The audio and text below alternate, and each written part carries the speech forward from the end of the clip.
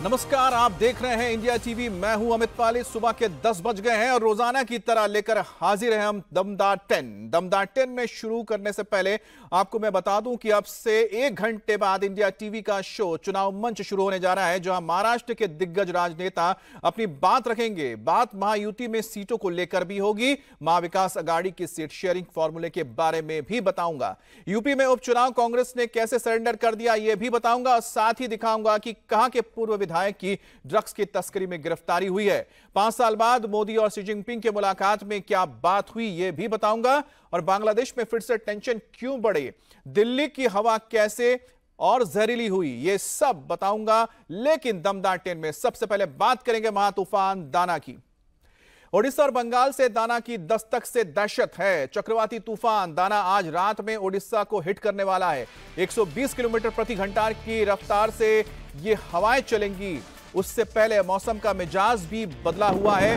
तेज हवाओं के साथ भारी बारिश की संभावना जो जताई जा रही थी, अब वो हकीकत में दिखने लगी है। ओडिशा के 14 जिलों में अलर्ट है। 10 लाख से ज्यादा लोगों को शिफ्ट किया गया है। बंगाल में भी 8 जिलों में दाना तूफान की वजह से दहशत है। ओडिशा और बंगाल में 16 घंटे के लिए फ्लाइट पर रोक लगा दी गई है। सरकारी दफ्तर बंद कर दिए गए हैं। स्कूल कॉलेज में छुट्टी कर दी गई है। सरकारी कर्मचारियों की छुट्टी रद्द कर दी गई है और 552 ट्रेनें भी रद्द हुई हैं। साउथ ईस्ट रेलवे ने 150, ईस्ट कोस्ट रेलवे ने 198 और ईस्टर्न रेलवे ने 190 ट्रेनें रद्द कर दी हैं। बंगाल की खाड़ी से उठा चक्रवाती तूफान दाना 120 किलोमीटर प्रति घंटे की रफ्तार से धामरा पोर्ट के पास हिट करेगा। यह इलाका नॉर्थ ओडिशा रीजन में पड़ता है। मौसम विभाग के मुताबिक लैंडफॉल का प्रोसेस 5 घंटे तक चलेगा। ओडिशा के उत्तरी हिस्से से यह गुजरेगा और फिर पश्चिम बंगाल की ओर बढ़ेगा। दाना तूफान से निपटने के लिए प्रशासन ने पूरी तरह से तैयारी कर रखी है। ओडिशा में 288 टीमें तैनात की गई हैं। 6000 राहत शिविर बनाए गए हैं। 10 लाख से ज्यादा लोगों को शिफ्ट किया जा चुका है। गांव-गांव से लोगों को प्रशासन की टीम निकाल रही है और सुरक्षित जगहों तक पहुंचा रही है। बंगाल की बात की जाए तो यहां दीघा में भी ऊंची ऊंची लहरें उठ रही हैं समंदर में। दाना के दस्तक से पहले यहां पर समंदर के किनारे इलाके में जो लोगों को हटाया गया है। इंडिया टीवी की टीम इस वक्त दीघा में मौजूद है। इस वक्त कैसे हालात है दीघा में, सीधे ग्राउंड जीरो से रिपोर्ट दिखाते हैं।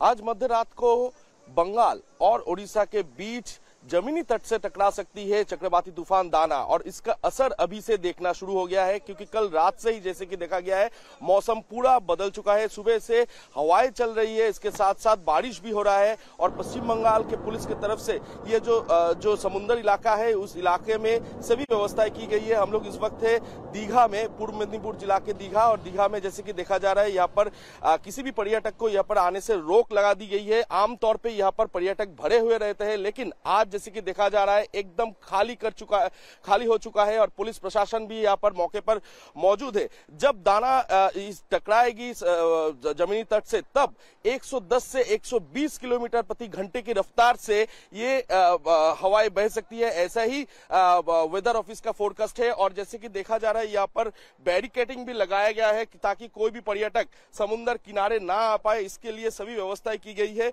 और कोई भी पर्यटक समुद्र किनारे ना आने के लिए ही यहाँ पर बांसों से बैरिकेड भी लगाया गया है। और इसी के साथ साथ मौसम की जानकारी जो है कि जैसे कि देखा गया है कल रात से पूरा मौसम बदलना शुरू हो चुका है। सुबह से काफी तेज हवाएं बह रही है कभी कभी और इसके साथ साथ बारिश भी हो रही है, तो कोई भी दुर्घटना ना घटे इसके मद्देनजर रखते हुए सभी व्यवस्थाएं पुलिस की प्रशासन की तरफ से की गई है। और ये दाना जो है, दाना तकरीबन मध्य रात को जमीनी तट से टकराएगी और टकराने के बाद यहाँ पर कितना आफत आ सकता है वही देखने वाली बात है कि इसके लिए इसको मद्देनजर रखते हुए प्रशासन की तरफ से सभी व्यवस्थाएं भी की गई है। जितने भी कच्चे घर है इन इलाकों में, उस कच्चे घर में जितने भी रहते हैं उनको हटाकर जो नियरेस्ट जो साइक्लोन शेल्टर है वहां पर शिफ्ट करवा दी गई है। तो आज रात को ही दाना पश्चिम बंगाल के और ओडिशा के बीच टकरा सकती है और इसको मद्देनजर रखते हुए सारी व्यवस्थाएं पश्चिम बंगाल पुलिस की तरफ से की गई है। तो ये तस्वीर आप देख रहे हैं दीघा पश्चिम बंगाल की है। उसके बाद हम आपको तस्वीरें दिखा रहे हैं भद्रक उड़ीसा की, जहां पर बताया जा रहा है कि ये तूफान उड़ीसा में ही लैंडफॉल करने जा रहा है। उससे पहले आप देखिए कि तेज हवाएं चल रही हैं। समुद्र में ऊंची ऊंची लहरें उठ रही हैं। तेज हवाओं के चलते बारिश भी खूब हो रही है।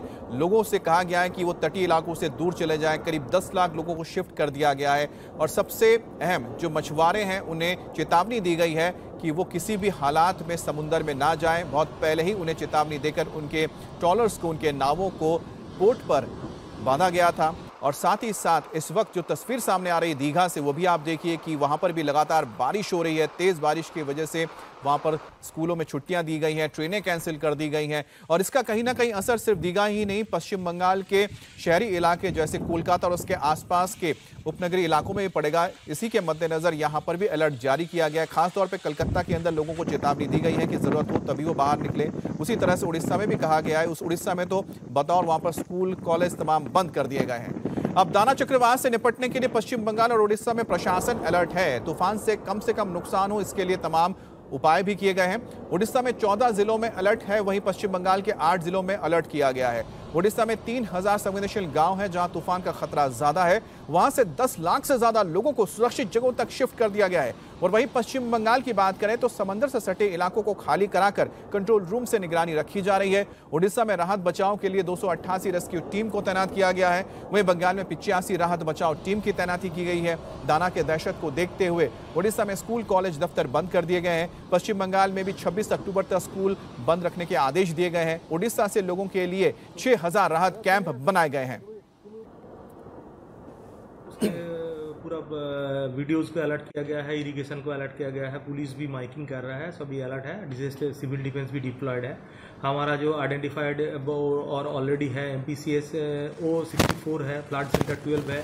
स्कूल ऐसे आइडेंटिफाई करके रखा गया है। 158 अगर जरूरत पड़े तो यूज़ होगा। एयर ड्रॉपिंग प्लेस अगर जरूरत पड़े तो यूज़ होगा। ऐसा 41 है। रिलीफ गोडाउन 4 है जहाँ पे ऑलरेडी रिलीफ हम लोग डिस्ट्रीब्यूट कर दिया है। यहाँ पे अब दाना तूफान से निपटने के लिए पूरी तैयारी कर ली गई है। तो वहीं पर अखिलेश यादव ने भी यूपी के सेमीफाइनल को जीतने के लिए फुल प्रूफ पैनल की है। अब उनकी जो प्लानिंग हुई है वो क्या बताएंगे आपको। अखिलेश के सामने राहुल गांधी ने सरेंडर कर दिया है और 9 सीटों पर होने वाले उपचुनाव को लेकर अखिलेश यादव ने एक बड़ा ऐलान किया। समाजवादी पार्टी के मुखिया अखिलेश यादव ने सभी 9 सीटों पर प्रत्याशी उतारने का ऐलान किया है। अखिलेश यादव के मुताबिक सभी 9 सीटों पर जो भी उम्मीदवार होंगे वो साइकिल के चुनाव चिन्ह पर ही चुनाव लड़ेंगे। अब यानी कि इंडिया गठबंधन में शामिल कांग्रेस चुनाव नहीं लड़ेगी। अगर कांग्रेस अपना कैंडिडेट देती भी है तो भी उसे अखिलेश के चुनाव चिन्ह पर ही मैदान में उतरना होगा। यानी यूपी उपचुनाव में कांग्रेस पार्टी ने सरेंडर कर दिया है। हरियाणा में कांग्रेस को जो हार मिली है उसका साइड इफेक्ट है कि अब उत्तर प्रदेश में भी अब उसे सीटें मन मुताबिक नहीं मिल रही हैं, क्योंकि समाजवादी पार्टी ने सभी नॉर्थ सीट पर कैंडिडेट उतारने का ऐलान कर दिया है। इस बीच बात खबर आ रही थी कि कांग्रेस की कोशिश थी कि उसे 3 से ज्यादा सीटें मिले, जबकि अखिलेश सिर्फ 2 सीट देने के लिए तैयार थे। अखिलेश यादव के मुताबिक यूपी विधानसभा की जिन 9 सीटों पर उपचुनाव हो रहे हैं उसमें सभी सीटों पर समाजवादी पार्टी के चुनाव चिन्ह पर ही उम्मीदवार उतारा जाएगा। अब तक समाजवादी पार्टी ने 7 सीटों पर उम्मीदवारों का ऐलान कर दिया है। कांग्रेस के लिए सिर्फ खैर और गाजियाबाद सीट छोड़ी गई थी। अब जबकि राहुल गांधी की पार्टी ने फूलपुर और मीरापुर सीट की भी डिमांड की थी। तो अब 4 सीटों की डिमांड की थी, 2 सीट देने के लिए अखिलेश तैयार थे, जिसके बाद अखिलेश ने कहा कि अब 9 सीटों पर ही उनके कैंडिडेट उतरेंगे। अखिलेश यादव ने इस बात का ऐलान सोशल मीडिया प्लेटफॉर्म एक्स पर किया, जिसमें उन्होंने कहा, अखिलेश यादव लिखते हैं, बात सीट की नहीं है, जीत की है। इस रणनीति के तहत इंडिया गठबंधन के संयुक्त प्रत्याशी सभी 9 सीटों पर समाजवादी पार्टी के चुनाव चिन्ह साइकिल के निशान पर चुनाव लड़ेंगे। कांग्रेस और समाजवादी पार्टी एक बड़ी जीत के लिए एकजुट होकर कंधे से कंधा मिलाकर साथ खड़ी है। इंडिया गठबंधन इस उपचुनाव में जीत का एक नया अध्याय लिखने जा रहा है। मतलब यह है कि कांग्रेस और समाजवादी पार्टी यूपी में उपचुनाव मिलकर लड़ेंगी। अखिलेश यादव का पूरा पोस्ट पढ़कर ये मैं आपको बता रहा हूं, और बात क्या लिखा है, सीट की नहीं जीत की है। इस रणनीति के तहत इंडिया गठबंधन के संयुक्त प्रत्याशी सभी 9 सीटों पर समाजवादी पार्टी के चुनाव चिन्ह साइकिल के निशान पर चुनाव लड़ेंगे। कांग्रेस और समाजवादी पार्टी एक बड़ी जीत के लिए एकजुट होकर कंधे से कंधा मिलाकर साथ खड़ी हैं। इंडिया गठबंधन इस उपचुनाव में जीत का एक नया अध्याय लिखने जा रहे हैं और कांग्रेस पार्टी के शीर्ष नेतृत्व से लेकर बूथ स्तर तक के कार्यकर्ताओं के साथ आने से समाजवादी पार्टी की शक्ति कई गुना बढ़ी है। अब इस अभूतपूर्व सहयोग और समर्थन से सभी 9 विधानसभा सीटों पर इंडिया गठबंधन का एक एक कार्यकर्ता जीत का संकल्प लेकर नई ऊर्जा से भर गया है। यह देश का संविधान, सौहार्द और पीढ़ी का मान सम्मान बचाने का चुनाव है। इसलिए हमारी सबसे अपील है कि एक भी वोट घटने ना पाए, एक भी वोट बंटने ना पाए। देश हित में इंडिया गठबंधन के सद्भाव भरी ये एकता और साथ ही साथ एकजुटता आज एक नया इतिहास लिखेगी और कल भी। तो अखिलेश यादव का यह पोस्ट है जिसको मैंने अभी आपको पढ़ के बताया, जिससे साफ है कि अखिलेश ने साफ कर दिया है कि जो 9 सीटों पर चुनाव हो रहे हैं हम साथ मिलकर लड़ रहे हैं। लेकिन अंदर की बात क्या है कि जो सीटें मांगी गई थी उस पर अखिलेश राजी नहीं थे। अब आपको बताते हैं कि किस तरह से इसके पूरे मतलब निकाले जा रहे हैं, मायने निकाले जा रहे हैं। अखिलेश यादव ये कहना चाहते हैं कि अगर कांग्रेस पार्टी के कैंडिडेट चुनाव नहीं जीत पाएंगे, अगर अखिलेश की बातों का मायने निकाला जाए तो यही साफ निकलता है। पहले तो ये कांग्रेस ने उपचुनाव लड़ने से इनकार कर दिया था क्योंकि कांग्रेस पार्टी को उनके मन मुताबिक सीट नहीं मिला, जो मैं बता चुका हूं आपको। अब अखिलेश यादव कांग्रेस को खैर और गाजियाबाद सीट दे रहे हैं, लेकिन कांग्रेस पार्टी इन दोनों सीटों से चुनाव लड़ना ही नहीं चाहती क्योंकि यहां पर बीजेपी बहुत ज्यादा स्ट्रांग है, ये दोनों सीटें। ऐसे में जीत नामुमकिन देखते हुए ही कांग्रेस पार्टी ने अखिलेश यादव से दूसरी सीटों की मांग की थी, जिसमें फूलपुर और मीरापुर सीट थी। अब ये दोनों अखिलेश देने से मना कर चुके हैं और दोनों सीटों पर उम्मीदवार उतार चुके हैं। ऐसे में कांग्रेस ने शायद उपचुनाव में कैंडिडेट उतारने का फैसला ही रद्द कर दिया, क्योंकि अगर चुनाव वो लड़ते और कांग्रेस उन सीटों पर हार जाती तो स्ट्राइक रेट खराब हो जाता, 2027 के फाइनल फाइट में उनकी बार्गेनिंग पावर कम हो जाती। अब उत्तर प्रदेश में 2027 में विधानसभा चुनाव होने हैं, उससे पहले 9 सीटों पर जो उपचुनाव हो रहे हैं उसे सेमीफाइनल मुकाबला माना जा रहा है। इसके लिए अखिलेश यादव ने 7 सीटों पर पहले ही उम्मीदवारों के नामों का ऐलान कर दिया है। करहल से भतीजे तेज प्रताप यादव हैं, कठेरी से शोभावती वर्मा है, सीसा मऊ से नसीम सोलंकी है, फूलपुर से मुस्तफा सिद्दीकी है, मझवा से ज्योति बिंद है, मीरापुर से सुमलू राणा है और मिल्कीपुर से अजीत प्रसाद हैं। लेकिन अखिलेश ने यहां से अवधेश प्रसाद के बेटे अजीत प्रसाद को टिकट दिया है। मतलब साफ है कि यहां पर कहीं ना कहीं कोशिश है 2024 के रिजल्ट को दोहराने की।